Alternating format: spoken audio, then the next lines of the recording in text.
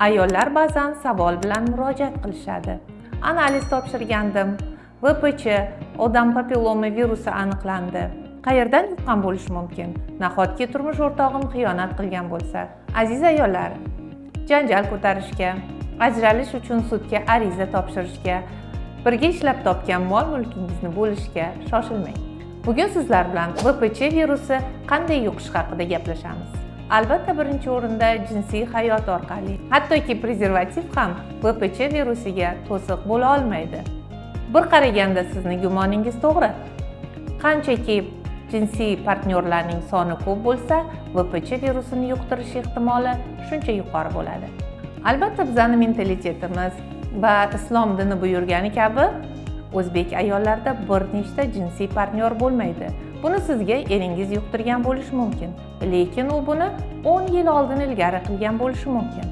Statistika bo'yicha 20 yoshdan 30 yoshgacha bo'lgan har 3 ta erkakning bittasi VPC virusini tashuvchi hisoblanadi. Ya'ni virus siz bilan 10 yildan buyon birga yashayotgan bo'lishi mumkin. Faqat endigina klinik belgilari namoyon bo'lgan bo'lishi mumkin. Bunga sabab nima? Balki sizda immunitet pasaygan, psixosomatika, homiladorlik, bunga juda ko'p sabablar bor. Bundan tashqari siz VPC virusini boshqa birovning shilliq qavati orqali har qanday aloqa bilan yuqtirishingiz mumkin. Hattoki siz kasal odamning teri yuzasidagi biror bir yaraga tegib ketsangiz ham VPCdan 100% himoyalanib bo'lmaydi. Lekin sizda agar immunitet bilan bog'liq muammolar bo'lmasa, virus remissiya holatiga o'tadi. Ya'ni oddiy qilib tushuntirganda, sizning immunitetingiz virusni kishanlab tashlaydi. Demak, aziz ayollar, sizda bachadon bo'yni, qin, kichik chanoq a'zolari bo'yicha muammolar yuzaga keldimi? Kimdan, qachon, qanday qilib degan savollarni yig'ishtiring. Undan ko'ra sog'lig'ingizni tiklash va immunitetni qo'llab-quvvatlash usullarini o'rganing. Shunda sizning analizingizda VPC virusi qaytib topilmaydi.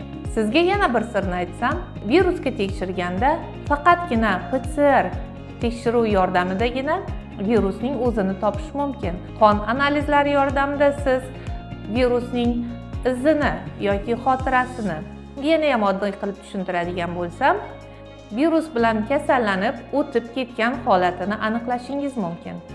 Ayollar uchun check-up, kolposkopiya, pap test, VPC, torch infeksiyalarni PCR-da tekshirish hamda davolash uchun Nasafmed klinikasining malakali, oliy toifali akusher-ginekologlariga murojaat qiling. Protokol bo'yicha har bir ayol 1 yilda 1 marta ushbu tekshiruvlardan o'tib turishi kerak. Ma'lumotlar foydali bo'lgan bo'lsa, ijtimoiy tarmoqlardagi sahifalarimizga obuna bo'ling. Ma'lumotlarni yaqinlaringiz bilan ulashing. Biz sizga yordam berishdan mamnunmiz.